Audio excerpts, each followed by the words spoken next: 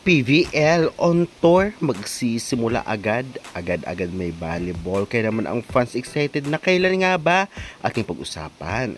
Syempre hindi lang yan guys, pag-uusapan din natin kung bakit binahaba ni Coach Rald itong si Alyssa Valdez. Coach Rald na gustuhan ng fans? Syempre, isa sa magaling na middle blocker na si Pangs Panaga kasama si Morente ay nasa Las Vegas na rin. No more LDR na. Alyssa Valdez at Michelle Gumabaw palaging magkasama kahit saan na party. Grabe ang closeness ng dalawa at syempre iba talaga pag mag BFF.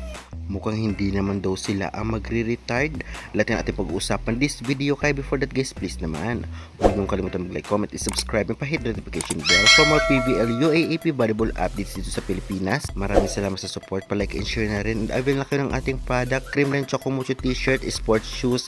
Gamitin ang aking link para sa discount. Maraming salamat again. Latest PVL on tour magaganap na agad-agad. Kailan kaya ito?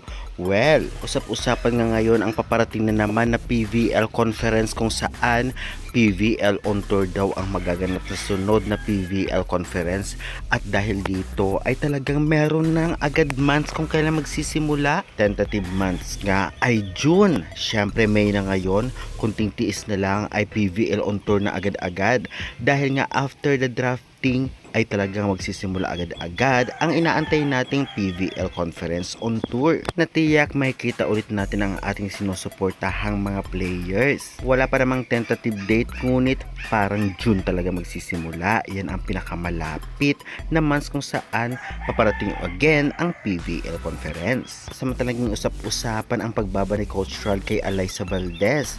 Grabe din tuwala nito kay Valdez na talaga namang nagustuhan ng fans.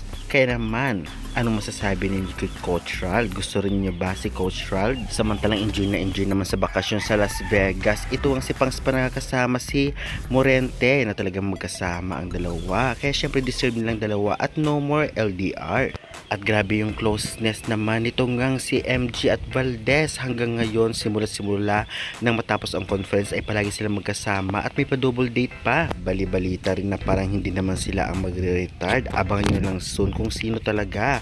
Well, wala pa namang nilalabas sa confirmation kung sino talaga. Ngunit, sana hindi pa naman sila. Kaya guys, anong sa inyo? Pa-comment, pa-subscribe na lang for more valuable updates.